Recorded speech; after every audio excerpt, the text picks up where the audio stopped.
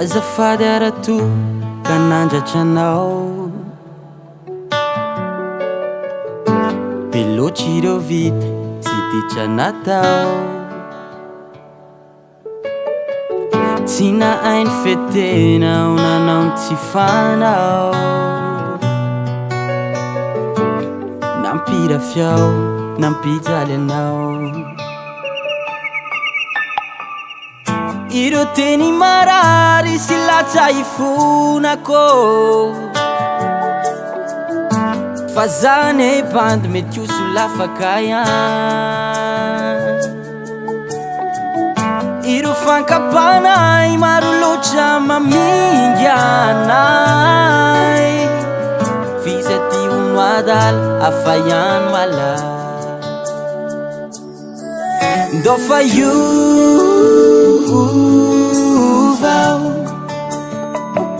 tsy ameriny intsony ao, tsy hoe kapay tsy tafery lakande ampijaly vehivavy. Azafaligny any mba sy nyamiraviry la tsinjoviny ho avy. Azanarina mavesatry izy ireny, tsy kilalao izy azafady. Dinio zay atao fa overela raha toka tsisy vehivavy.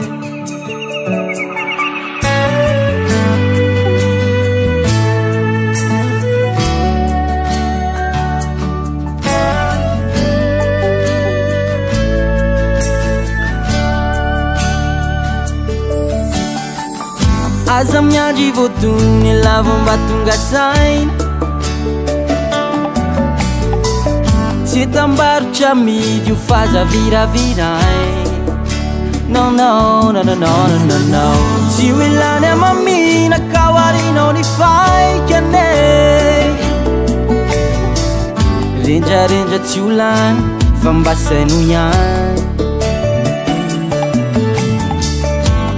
Ireo vehivavy natao fanaje, hoe afaka miaina vera toka tsisy azy. Tsy sakafo fihinana io ka natao andramanao, sao ho fatra-pifidy la tandremy lesany. Ndao fa iovao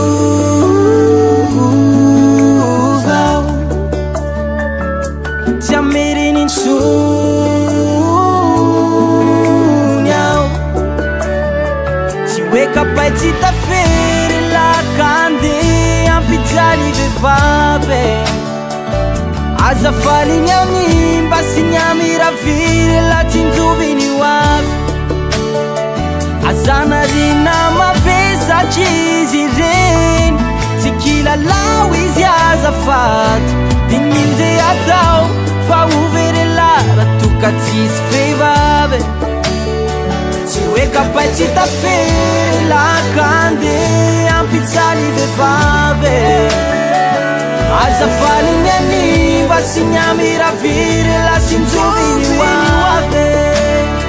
Azanarina mavesatry izy ireny, tsy kilalao izy azafady. Dinio zay atao fa overela raha toka tsisy vehivavy.